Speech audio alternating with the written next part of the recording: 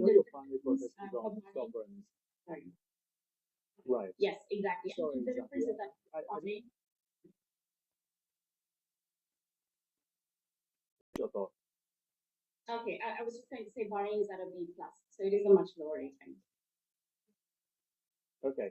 I know your primary focus is on sovereigns, but I just wanted to unpack your thoughts on a couple of key sectors across the GCC as well, starting with the banking space. How much of the current banking sector resilience we see in the Okay, GCC is I was just trying to say dependent Bahrain is on at a B plus, so it is a oil much lower prices rating. holding up and non-oil growth continuing in the I way know your that it primary has. focus is on Do you see, sovereigns, do you but I see just risks wanted to within unpack the your banking thoughts on a space couple of with key key sectors. sectors across the GCC as well? Yeah, Starting I with the mean, we are monitoring that, but I think our overall view is that the banks are in a pretty good position to start with. Their capital ratios are very strong. Their NPL ratios are quite low as well. So we're not expecting them to face any major problems. What about within the property sector, specifically in the UAE, where we're seeing a lot of international investment over the last couple of years? Do you see risks emerging within UAE property? Yeah, I mean, so UAE property prices have been increasing quite steadily over the last few years. We were already expecting that to slow down because of the supply coming into the markets. And so there potentially, yes, there could be a little bit more pressure on the prices. But at least for the impact on the banks, the mortgage book makes up a relatively small portion of the bank's total book.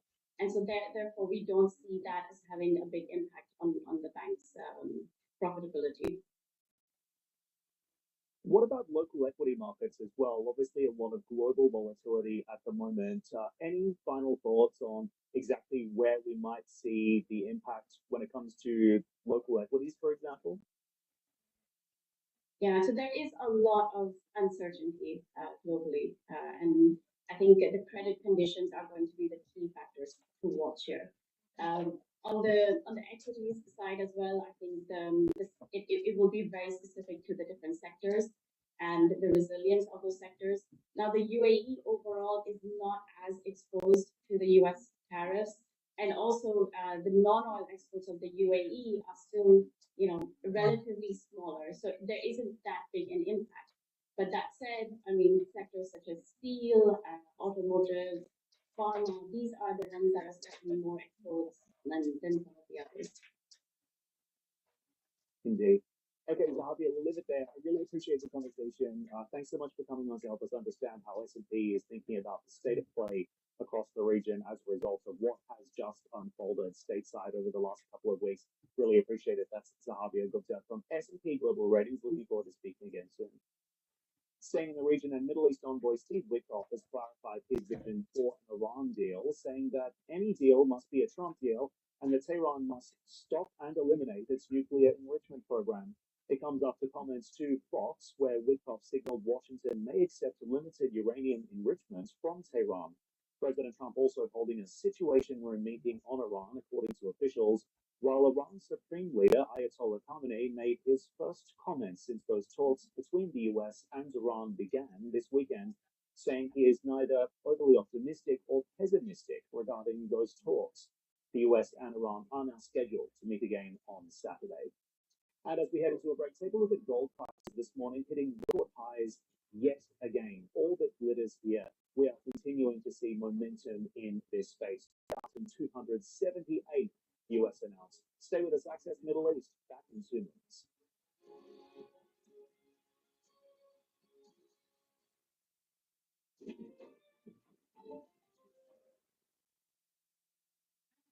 In the age of digital disruption, get fresh business perspectives on the fast-changing world of tech, innovation, and startups from one place. CNBC.com/technology.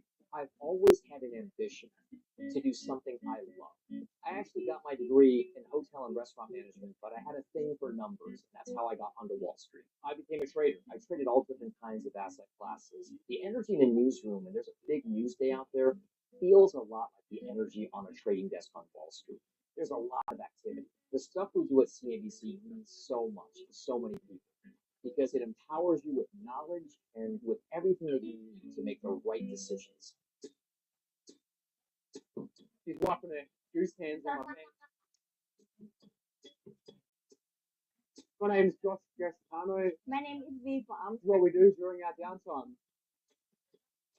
Oh, The flavor here is really, really good. I drew with the mountain all over it. You got the watermelon juice. You don't need to say people can I got see the I got watermelon. the cafe moi. Yeah, it's just a bit salty. Hold on, we're gonna get changed today. It reduces fatigue. It's good for your skin and it helps the immune system.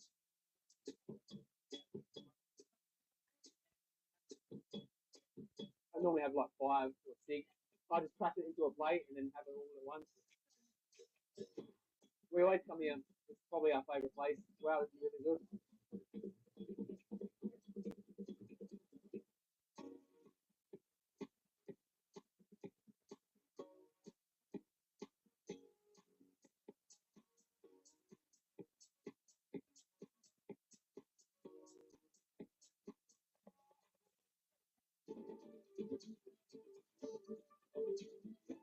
Here are some of the other stories on our radar this morning. First, the global investment bank Lazard is setting up a new financial advisory office right here in Abu Dhabi. Lazard now joins a long list of global asset managers and investment firms doubling down on the Gulf as a financial hub.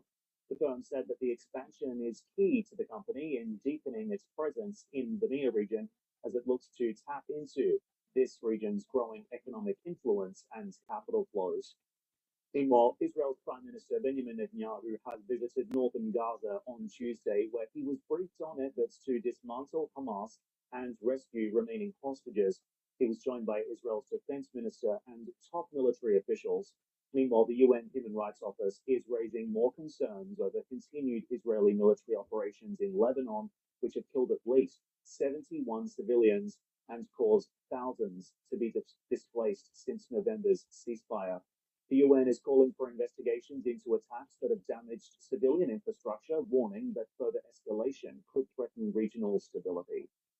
And Jordan says authorities have arrested 16 members of the Muslim Brotherhood foiling an attack that would have involved rockets and drones. The government says it will release full confessions from those involved, including some who were trained in Lebanon. The Muslim Brotherhood has denied any links to the arrests. Lebanese officials are hoping to meet international bondholders to discuss restructuring debt in the next year, but are not planning any discussions at the IMF World Bank spring meetings next week. The country's finance minister spoke to in 2023. The bank had posted a loss of 25 billion, stemming from an FX-protected deposit scheme, which prompted the central bank to pass on distributing profits to the treasury in 2023 and now last year. The lira has been under pressure after the arrest of key Erdogan rival Ekrem İmamoğlu, Istanbul's mayor. It sent the currency to a record low of 42 against the USD last month and prompted the TCMB to bail out the lira to the tune of billions of dollars. The central bank also due to meet tomorrow and is widely expected to hold rates, although Goldman has a contrarian view that they could hike by 350 basis points. And in Japan, it looks like car makers are bracing for the impact of Trump's aggressive trade policy. Right now to Lynn when she has the latest on what to expect here. Lynn, over to you. Yeah, hey Dan, we're getting a number of reports suggesting some pretty significant changes in terms of that auto supply chain post that 25% tariff on the sector, which came into effect earlier this week. Keep in mind that for the Japanese automakers, the US market is increasingly more and more important. It is the number one market by geography, but certainly we've seen, of course, the competition, particularly from the Chinese EV makers in that Chinese market, but elsewhere as well, including in the Middle East, eating away to some degree in terms of the revenue for some of these automakers. We're tracking some of these changes that we're hearing in terms of Honda, but bear in mind that it has not been officially confirmed. You've got the Nikkei basically reporting that the company is really looking to scale up the assembly of its US sold vehicles from Canada and Mexico into the US over the next 2 to 3 years, and it could be as much as 30%.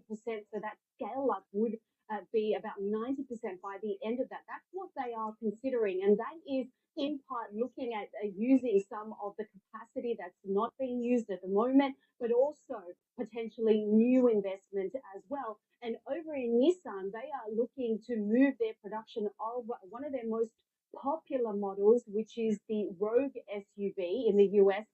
So they're looking to move that production from Japan over potentially to the US, although they are at the moment looking at a pause over the next couple of months to assess the policy stance from the US president. And certainly that is something that we're seeing as a trend that particularly in the medium to longer term, a lot of these corporates are still waiting for more clues to come through from the administration, but also bear in mind that even if we're talking about using that capacity that exists, we're talking about higher costs and potentially higher price tags as well. Dan. Lin, thank you. Coming up on the program, our interview with a major name in AI in the Middle East. It's AIQ. We'll tell you more on the other side of the break. Stay with us.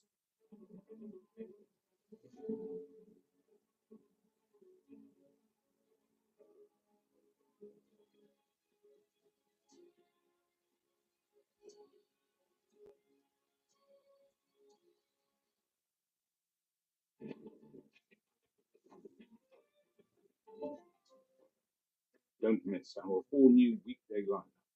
US Markets Edition, Squawk Box Asia, The China Connection, Inside India, Access Middle East, CNBC, First in Business, Worldwide. Next on Unlocked, dramatic renovations. I'm not sure we would have done the renovation in the beginning if we didn't know what it was going to take. Three friends bought an abandoned high school and transformed it into this apartment building. A couple turns an absolute wreck into their dream home, then say goodbye to electric bills. A 117-year-old house gets a total recharge. Now it unlocks more energy than it consumes. Getting rid of gas and moving to a completely electric building. Next on Unlocked. The Power Plays are here, breaking down the markets with updates and deep dives. What's moving now and what's next for your money? Sarah Isaac, Carl Quintanilla, Money Movers, weekdays, CNBC.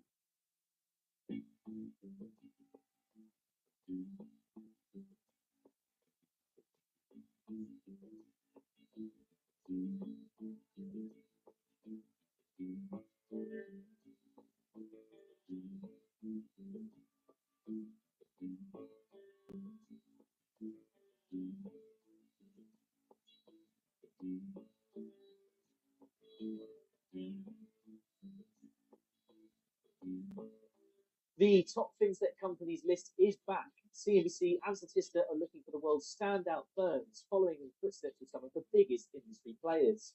To find out more,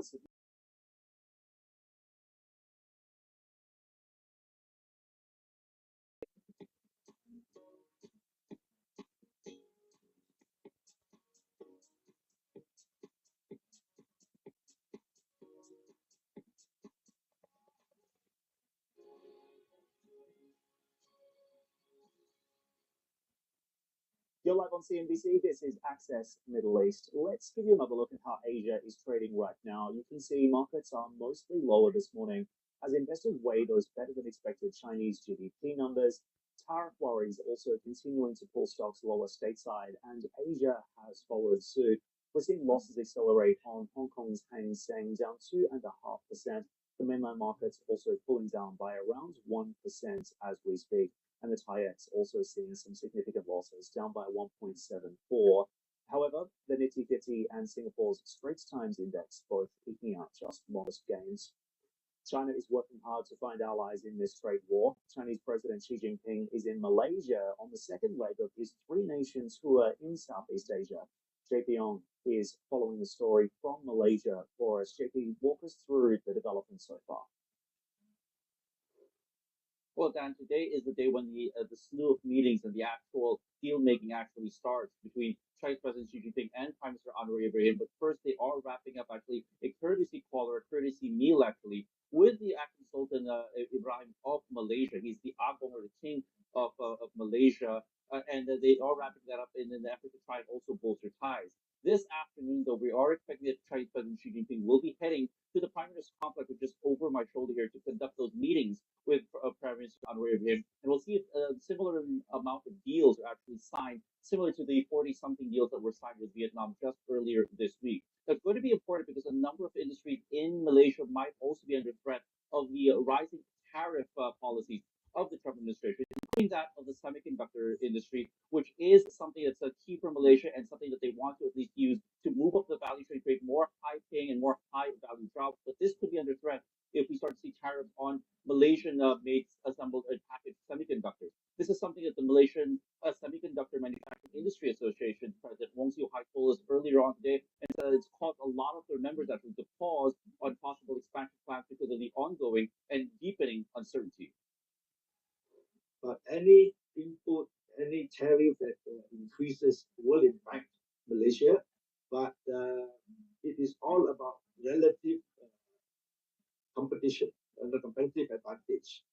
Whether Malaysia's tariff is lower than other countries or is it higher than other countries. And that's where I think the business will have to take their steps in reviewing what is the best way to navigate out of this.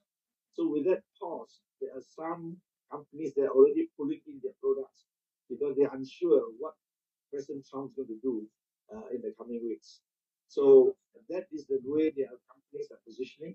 Meanwhile, they will have to do what I call it austerity drive, increase competition, innovate, and get themselves ready to navigate whatever the tariff comes in.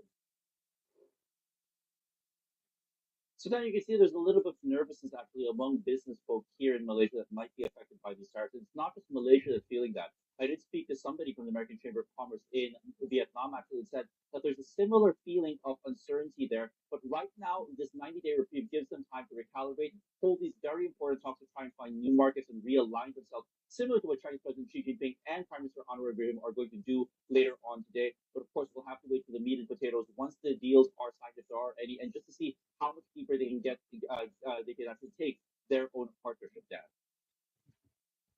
Indeed, JP. So what we have here, just to expand on the meat and potatoes, as you called it, what type of deal flow can we realistically expect to see coming out of this? And as we see the ASEAN GCC China Summit also kicking off next month, how much of that deal flow is going to incorporate the Middle East?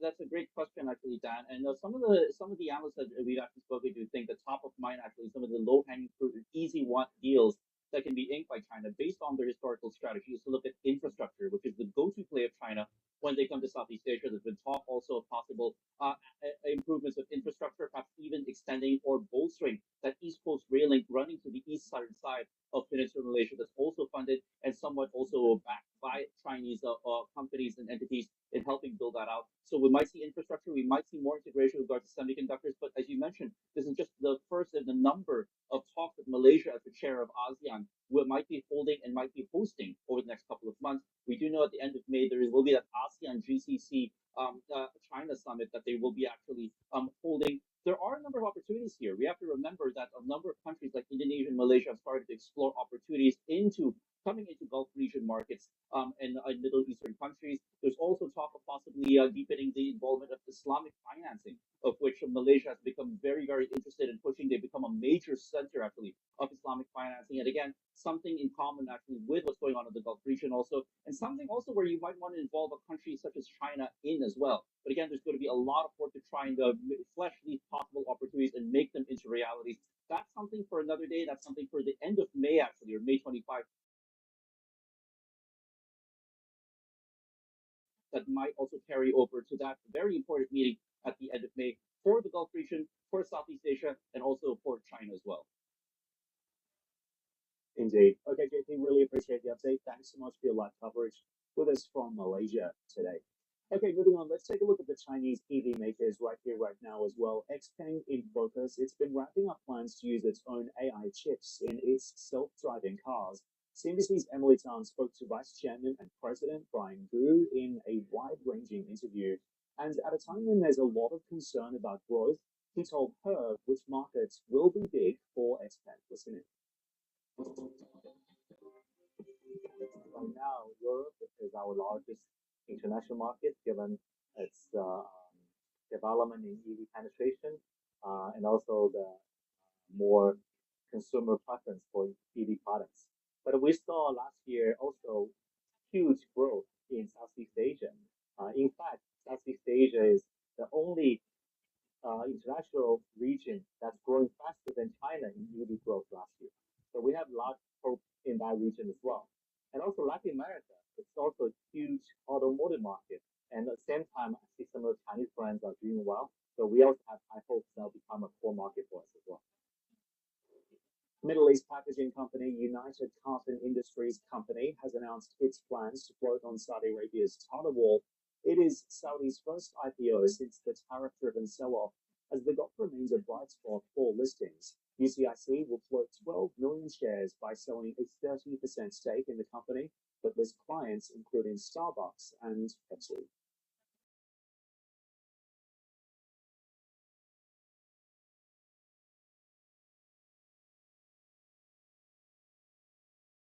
With the G42-backed AIQ making it one of the first large-scale AI deployments in the energy space. It's a really interesting space to unpack, and I'm very pleased to say we have a special guest joining me in the studio here in Abu Dhabi. Magzan Kanezbai is acting managing director of AIQ. He's with me around the desk. Magzan, welcome to the program. It's great to have you. Thanks for being here. Thank you for having me. We're going to talk about agentic AI. We're going to talk about the intersection of AI and energy, which is a really interesting space. But I wanted to kick off our conversation by asking you about a very significant development that happened in the region just last week. We saw the U.S. Energy Secretary, Chris Wright, on the ground here. It was his first official visit to the Middle East, and he chose the UAE. I want your take on ultimately what that reflects and what it says about the UAE's role in global energy diplomacy today and this relationship with the United States.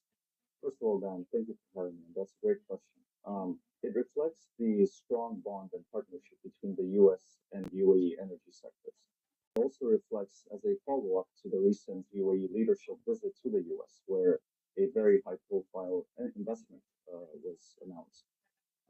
AIQ was honored to be part of the delegation that hosted Secretary Wright. We were able to showcase actually Energy AI, the world's first agentic AI framework for the energy sector. We actually were able to display a live demo to the Secretary. This is a profound program. This is an amazing and transformational program. We were able to showcase the 90-day results that we've achieved, in which we took a seismic cube of 7,000 square kilometers and were able to achieve preliminary interpretation within 1 hour.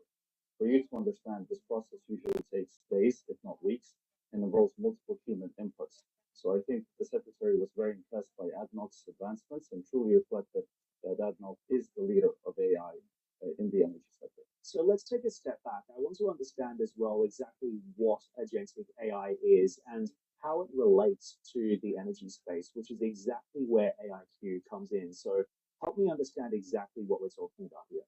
So agentic AI or AI agents is digital AI workforce. So you're creating very sophisticated PhD level experts that are able to specialize within your domain. The beauty of this technology and the solution is that it's scalable across the entire energy value chain. So right now, for example, AIQ in partnership with G42 and Microsoft is developing the leading agentic framework for these seismic reservoir modeling and subsurface industry. This includes developing a leading